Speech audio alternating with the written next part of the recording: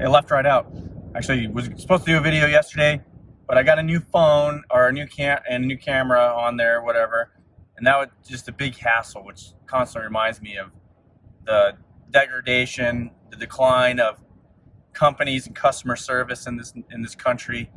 But anyway, so I want to talk about economics, but I want to touch on something on the Ukraine-Russia thing, because I was listening to a gentleman by the name of, I believe, Scott Ritter. Might be his first name might be different, but he's a former Marine intelligence officer who has derived the same conclusions of Russian tactics that I have, independently of, we've done it independently of each other, considering the Kiev thing. Now, initially, I thought maybe he was going to Putin was going to split the country down the river there geographically. It just made sense if that's his game. And then you notice I shifted. Oh man, every time I start these, you notice I shifted my analysis of that into this is a feinting operation. This is to tie up Ukrainian forces in various other parts of the country so they couldn't reinforce their main effort down in Donbass.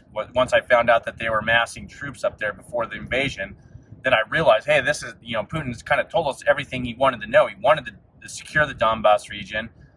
And in order to do that, excuse me, and he said denazification, which just so happens a lot of the Azov battalion and them are down there.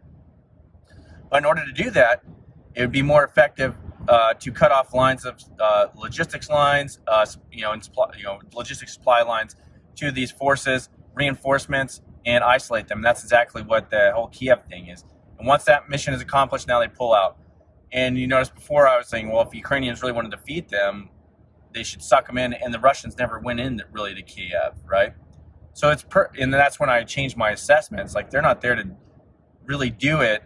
I mean, maybe siege war. You sit there and you hold these guys in these areas, and well, anyway, this guy came up to the similar conclusion, if not almost completely the same, and his analysis on the Russian military itself and their overall morale, and when it comes to different disciplines that they have and different units reacting to why certain units are moving the way they are. Yeah, we're pretty much spot on. So I mean, he did a good interview with another channel called Duran. Anyway, so it seems to be playing out that way, and like I said, two of us have come from the Marine Corps perspective and being trained that way, come to the same conclusion when it comes to the Russian-Ukraine war. Now, and this guy's probably a little bit more adept than I am, if not, vastly. He's got a lot more experience, especially on the strategic level planning. But anyway, let's go into economics real quick, because we just had a couple of Fed members come out and shoot some bullets across the bow, or barrages, artillery shells across the bow of the markets here, and to little reaction. Baynard, there's Brennard and Baynard. I think there's a female, and then there's also a gentleman. And this the Brennard, I think it just came out. Man, I can never remember names, but the lady, she's apparently up for, I think, she's going to be the second in command on the Fed, or she's up for that nomination, I believe.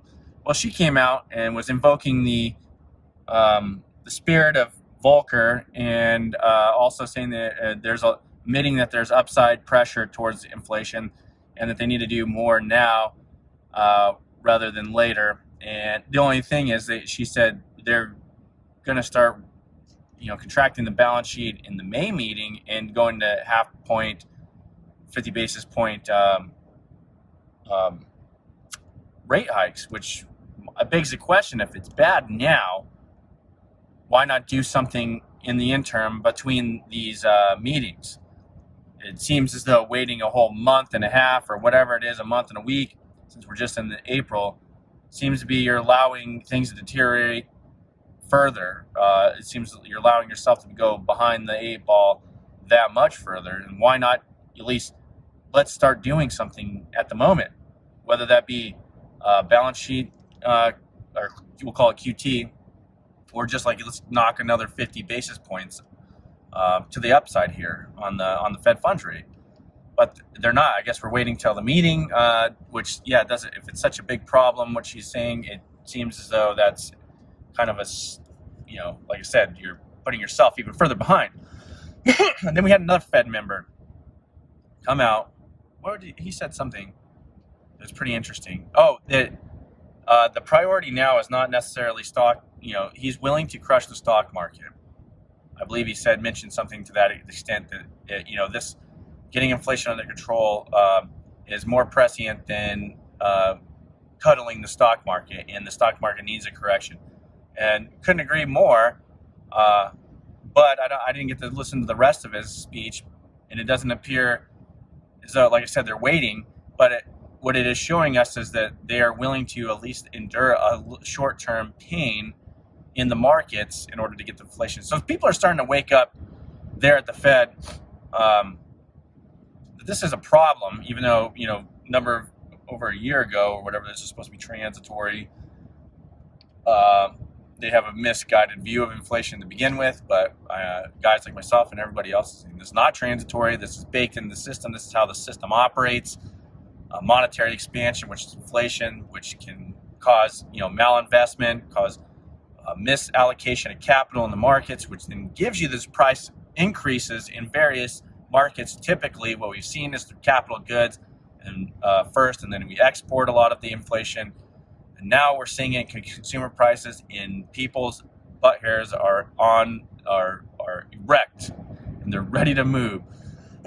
So we will see, because the other precarious situation is the budget deficit in relationship to what the Fed is actually going to do when it comes to balance sheet roll-off or QT, selling into the market, treasuries, and the other impact on that. So we look at the 10-year currently. I've seen it touch 2.6 something percent, which is an astronomical move in reality. And what has the stock market done? Not very much. This is like popping smoke and signaling to the stock market, hey, your current valuations on a number of these companies are severely overstretched. And like I've said before, a lot of these companies, a lot of the zombie companies or companies that rely on the debt markets, are now going to have that added expense baked in, because we're going off the risk-free rate and whatever's prevalent in the market to get rollover corporate debt, or to get some kind of corporate debt in order to do projects. Certain projects are going to be economical now. Certain companies aren't going to be they're going to be completely uneconomical. But at the same time, we're talking about all this, we're seeing cracks in various markets as well, whether it be the home sector, the real estate market, which I've talked about, with a solid, or it looks like 30-year mortgages have touched over 5%, which is an inverse relation to the valuations of homes, just like almost like a bond. When you hold supply when you hold supply constant, which I don't know how much we're actually building, but that relationship between supply and demand there, and there's a relationship between interest rates and home valuations as well. So the higher the interest rate goes up, the more pressure it has down on home prices.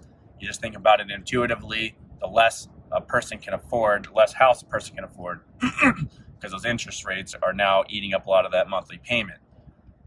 So you're going to start seeing less demand. Now, people that need to buy homes, there'll be homes. There's always, you're on the demand curve. There's always somebody there.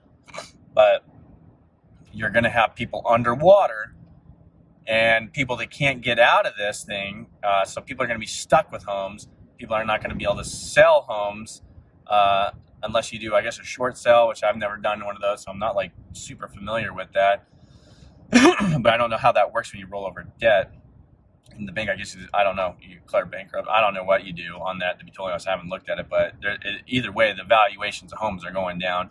Which the only thing I can see that is the unjust property taxes. Maybe might be some kind of, you offset that stuff a little bit, but I doubt it will do much because of somebody signaled me. I'm driving. There's I imagine a police officer up here, which is good on him. I'm glad he gives me the heads up. Hey, look out, we're starting to get into an area where there's a trap.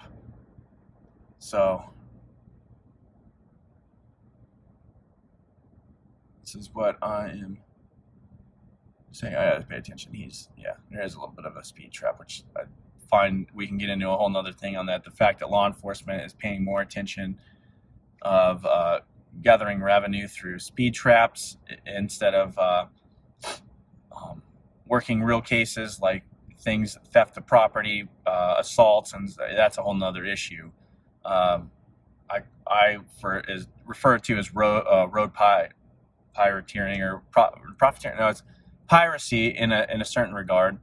Granted, yeah, if I mean, there should be, I guess, some enforcement if you do have these laws, but at the same time, it shouldn't be the top priority, and prioritization should be towards the patrolling and interaction with the community instead of revenue gathering through speed traps. But anyway, that's neither here nor there. I just went offside the topic. But anyway, interesting times, because I don't know when the market will actually see this and when they will understand the precarious nature of having interest rates rising. Maybe they'll start seeing it when the home data. But here's the thing. I mean, like I said, there's a lot of people that are not going to be able to sell their homes just because they're going to be underwater. They've just gotten in the market, and we're going to have these valuations go down. We'll see what happens, but rising interest rates in this market is not a good thing. Well, you're starting to see that tether, because typically the Fed is, they're manipulating the interest rate markets, they're holding it down, and now they've kind of given a green light to, people that have tailed the Fed, that have rode that train with them, to start unloading those debt assets.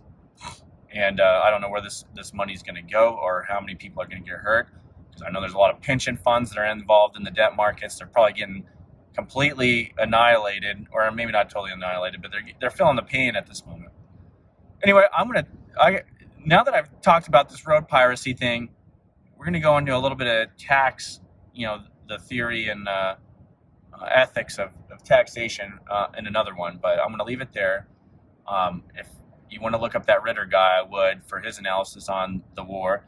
You should look up some other, Austrian-based economists, and then teach yourself that aspect, and then go into these other CNBC types, and that way you can discern the data and discern what they're telling you in relation to what's actually going on in the economy. But I will talk to you later. Peace.